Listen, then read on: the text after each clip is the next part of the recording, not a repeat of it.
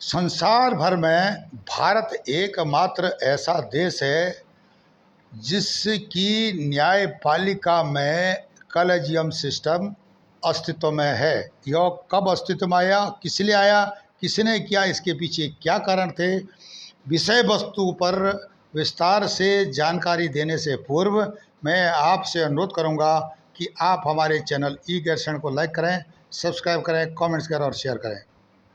मित्रों, देखा गया है कि साधारणतः न्यायपालिका के बारे में किसी भी नेता की या राजनयिक की, वरिष्ठ अधिकारी की या किसी कनिष्ठ न्यायाधीश की हिम्मत नहीं आती है कि वह न्यायपालिका की आलोचना कर दे। लेकिन भारत के प्रजातंत्र में यह है, संभव है, और न्यायपालिका के जो सुधारों पर भी हमारे संविधान में प्रावधान है।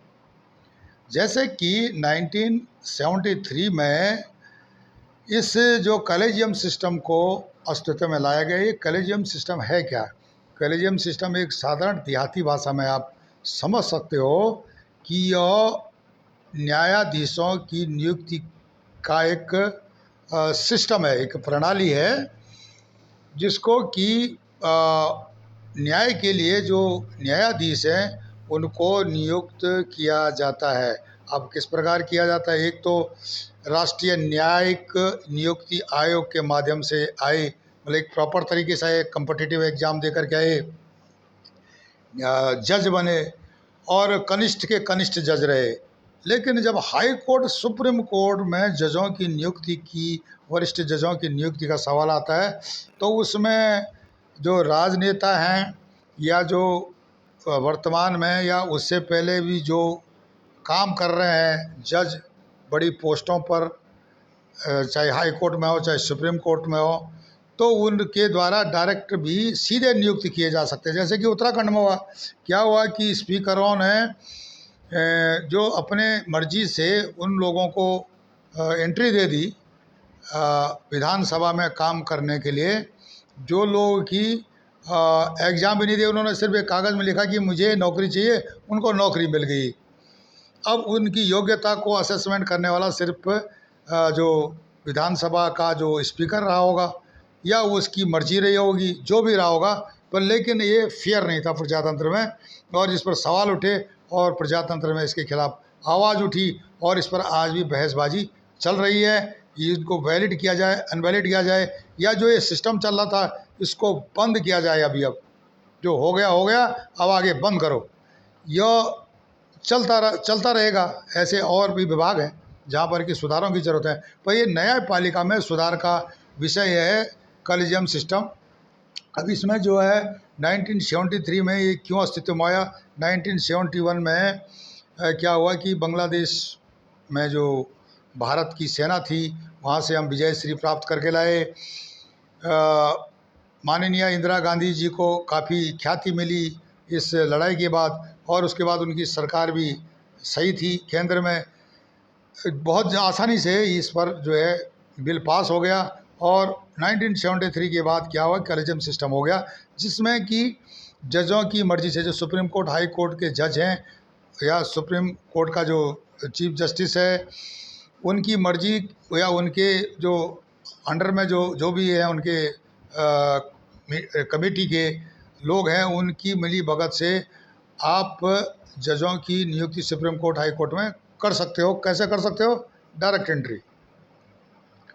जो भी, जिसको भी योग्य समझेंगे, जिसको भी सिफारिश करेंगे, राष्ट्रपति के जो सहमति के बाद उसको सुप्रीम कोर्ट और हाई कोर्ट का जज बनाया जा सकता है।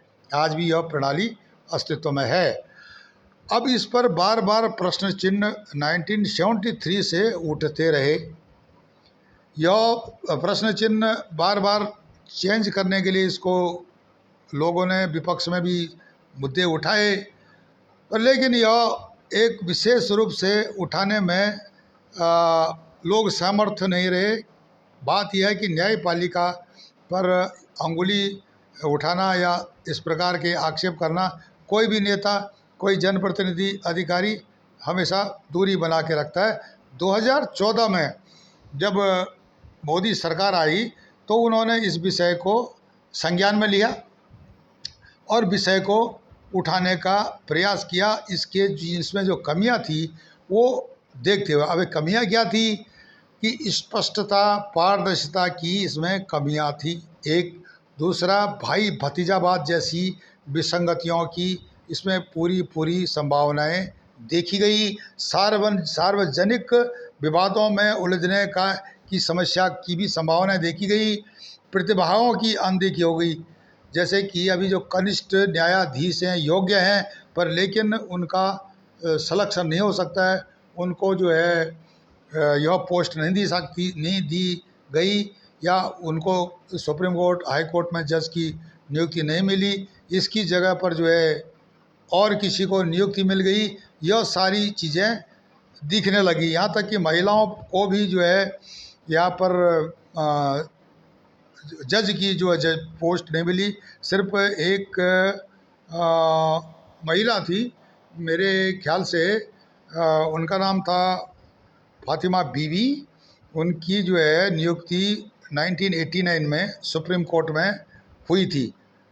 ये जो है एक महिला जज थी जिनके बारे में मुझे जहाँ तक मेरा अपना अंदाज़ है एक महिला थी। तो सवाल उठता था कि जो है भेदभाव है या लिंग का भेदभाव है या अन्य किसी हिसाब से भी भेदभाव से इसको परखा गया। सवाल उठते रहे 1973 में जब से यह अस्तित्व में आया।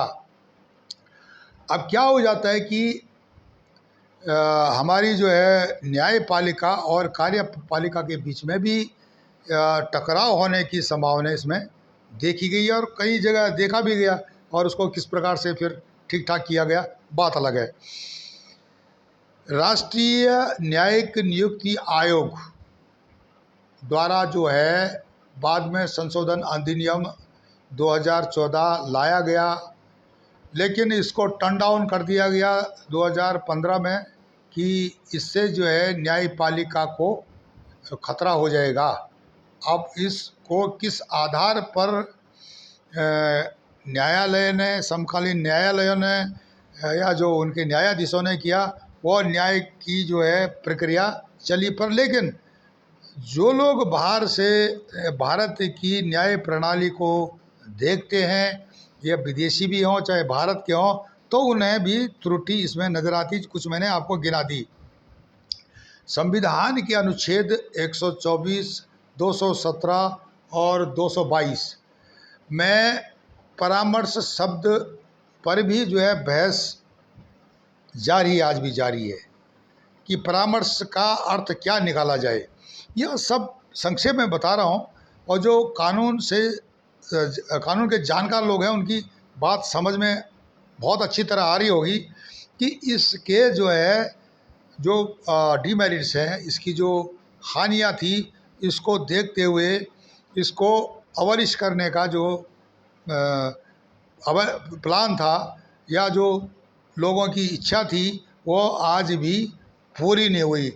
आने वाले समय में लगता है कि मोदी सरकार कॉलेजियम सिस्टम को ख़त्म करेगी, और अभी अगर कॉलेजियम सिस्टम को यह सरकार ख़त्म नहीं कर सकती है तो यह बहुत दिन चलता रहेगा, और इस प्रकार से इसकी आलोचना होती रही है। प्रजातंत्र है, प्रजातंत्र में सुधार मूलभूत अधिकार है हर नागरिक का कि देश में सुधार होने चाहिए, और चाहे वो कोई भी हमारी विधायिका हो, हमारी कार्यपालिका हो, न्यायपालिका हो, या और अन्य किसी प्रकार के सुधार हो, तो सुधार होने से जिससे कि राष्ट्र को फायदा हो, इसका साथ देना चाहिए। अगर मोदी सरकार, ज्ञान सूत्रों से पता चला कि मोदी सरकार इस विषय को दोबारा संज्ञान में ला रही है और जनता भी इसके साथ है, जनता इसका साथ दे रही है, पूरी तरह से दे रही है, तो अगर इसमें सुधार हो जाता है इन कारणों से, जैसे कि स्पष्टता पारदर्शिता की कमियां, भाई भतीजावाद, विसंगतियां, सार्वजनिक विवादों में उलझनों की समस्या, प्रतिभाओं की अनदेखी, भेदभावपूर्ण जैसे कि लिंग, महिला और पुरुष, एक महिला का जो जज होना, ये सारी चीज़ें, कनिष्ठ जो न्यायाधीश हैं उनकी अनदेखी करना जबकि वो योग्य हैं।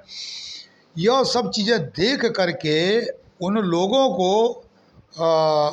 आगे आना चाहिए राष्ट्रीय न्यायिक नियुक्ति आयोग के माध्यम से, जो कि इस प्रणाली में सुधार चाहते हैं। जनता तो चाहती ही है, क्योंकि जनता को, जो गरीब आदमी है उसको न्याय भारत में आज बहुत महंगा हो गया है।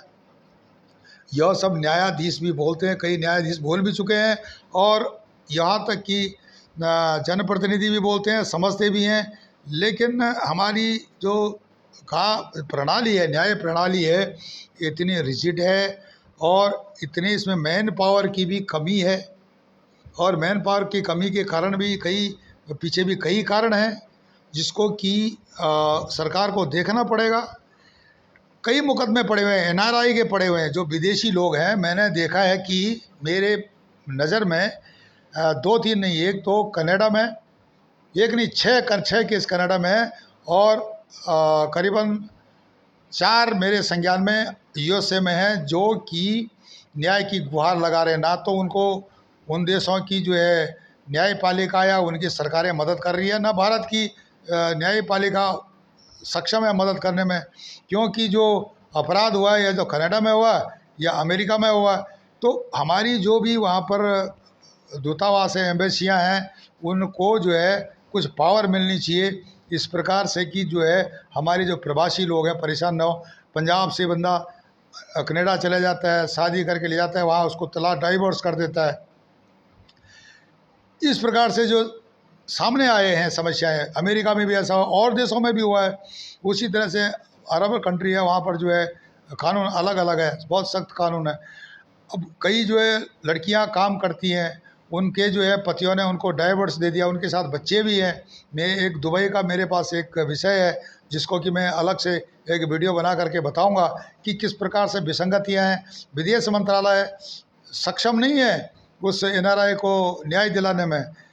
उसको जो है वहाँ पर पूछा जाता, भाई अपराध कहाँ पर हुआ था, भारत में FIR नहीं हो सकती। 50 पेचीदगियाँ हैं, जिससे कि जो है एक साधारण आदमी न्याय की आशा छोड़ देता है, और इसके चलते कई प्रकार के जो समाज में अपराध हो जाते हैं। कई लोग आत्महत्याएं तक कर देते हैं, कई लोग छोड़ देते हैं न्याय की आशा को। तो उनकी जो आत्माओं से जो आह निकलती है, यहाँ तक कि जो लोग न्यायालय में भी काम करते हैं, उनको भी न्याय में नहीं मिल पाता है। जजों को न्याय नहीं मिल पाता है, वकीलों को न्याय नहीं मिल पाता है। तो कहीं ना कहीं तो कमी है। या तो हमें अपने सिस्टम को चुस्त दुरुस्त करना चाहिए। जिस देश की न्यायपालिका सही है, उसकी जो है सुरक्षा भी सही है। और जिस देश की न्यायपालिका में न्याय समय पर, सही ढंग पर, चुस्त दुरुस्त तरीके से मिल रहा है, तो वहाँ पर किसी भी प्रकार के सामाजिक विघटन की संभावनाएं नहीं होती है, मानवता शर्मसार नहीं होती है। यह देखा गया है कि जिन जिन देशों में न्यायपालिकाएं सही ढंग पर हैं, एक सिस्टम है उनका, जैसे कि भारतीय सेना में सर्विस सिलेक्शन बोर्ड के थ्रू प्रॉपर प्रोसीजर है, उसको ऑफिसर बनाने के लिए, अधिकारी बनने के लिए, अधिकारी बनने तक, ट्रेनिंग देने तक, यह इस प्रकार का सिस्टम हमारी न्यायपालिका में भी होना चाहिए। यह नहीं कि मर्जी से जो पॉलिटिशियन ने चाहा, या जो सुप्रीम कोर्ट के जो चीफ जस्टिस ने चाहा, या जो और भी चहेते हैं बड़े बड़े पदों पर बैठे हुए हैं, बड़े लोगों को तो न्याय मिलेगा ना, फिर गरीब को न्याय तो कहाँ मिलेगा? थोड़े बहुत मिलेंगे जिनकी जान पहचान है। तो इस प्रकार से हमारी जो है न्याय प्रणाली को एक बार फिर चुस्त दुरुस्त करने की ज़रूरत है, इसमें सुधार की ज़रूरत है। चाहे वो कॉलेजियम सिस्टम हो, चाहे दूसरे प्रकार के सिस्टम हो। हमारे लोग विदेशों में, बहुत बड़ी जनसंख्या भारत की विदेशों में है, उनको भी न्याय चाहिए। भारत से उनकी आशाएं होती हैं कि मेरा देश है, मेरा देश मेरे को न्याय करेगा, पर लेकिन यहाँ पर भी वो अनदेखे हो जाते हैं। इस प्रकार से हमारी न्यायपालिका पर जिसको भी विदेशी को हम पूछते हैं, बोलते हैं भाई भारत में न्याय बहुत मुश्किल है। ये सारी बातें होती हैं। ये बातें ना हो, इस पर हमारी सरकारों को, प्रजातंत्र में हमारे जो जनप्रतिनिधियों को सोचना पड़ेगा, न्यायविदों को सोचना पड़ेगा, और जो कानूनविदों को सोचना पड़ेगा। जो भी न्यायपालिका से संबंधित लोग हैं, बुद्धिजीवी हैं, उनको इस विषय पर सोच करके प्रत्येक नागरिक को न्याय मिले, प्रत्येक इंसान को मानवता का जो अधिकार मिले या मानव अधिकारों की जो है श्रेणी में रखा जाए उसको, इस प्रकार से जो है हम मदद कर सकते हैं सुधारों से। और वैसे सफ़ेद हाथी तो बहुत पिछले 70 साल से बहुत हैं, बहुत विभाग हैं, चाहे वो हमारी विधायिका से संबंधित हो और चाहे वो कार्यपालिका से संबंधित हो, उनके काम भी तो देखे जाते हैं। ये सारी चीज़ें हैं, इस पर ज़रूर मनन करना पड़ेगा भारत के हर नागरिक को। और किसी भी विभाग में, किसी भी पालिका में सुधार एक अच्छी बात है, उसके लिए आगे आना चाहिए और उन लोगों को आगे आना चाहिए जिन लोगों को इससे थोड़ा सा सुविधा मिलती है, जो कि सुविधा लेते आए हुए हैं जो पहले वाले सिस्टम से, उनको आगे आना चाहिए कि इसमें सुधार करो, तब जा कर के हम आम जनता को न्याय दे पाएंगे और अपनी न्यायपालिका में सुधार कर पाएंगे। मैं समझता हूँ कि कॉलेजियम सिस्टम में सुधार की बहुत ज़रूरत है और साथ साथ इस विषय को जनता को भी उठाना चाहिए कि कॉलेजियम सिस्टम में बदलाव लाया जाए, जो कि ये जजों की नियुक्ति या कानूनविदों की नियुक्ति इत्यादि होती है, उस सिस्टम में बदलाव बहुत ज़रूरत है। साधारणतः न्याय से संबंधित विषयों को लोग नहीं छेड़ते हैं। क्यों नहीं छेड़ते हैं कि उनको डर होता है। तो ऐसा डर भी नहीं है, क्योंकि हमारा देश प्रजातांत्रिक देश है। इसमें जो है सुधार कराना हर नागरिक का कर्तव्य है कि सुधार के लिए आगे आए। आप हमारे चैनल ई-गेटसेंड को लाइक करें, सब्सक्राइब करें, कमेंट्स करें, शेयर करें और इस वीडियो को अधिक से अधिक लोगों को जागरूक करने के लिए भेजें, शेयर करें। नमस्कार, धन्यवाद।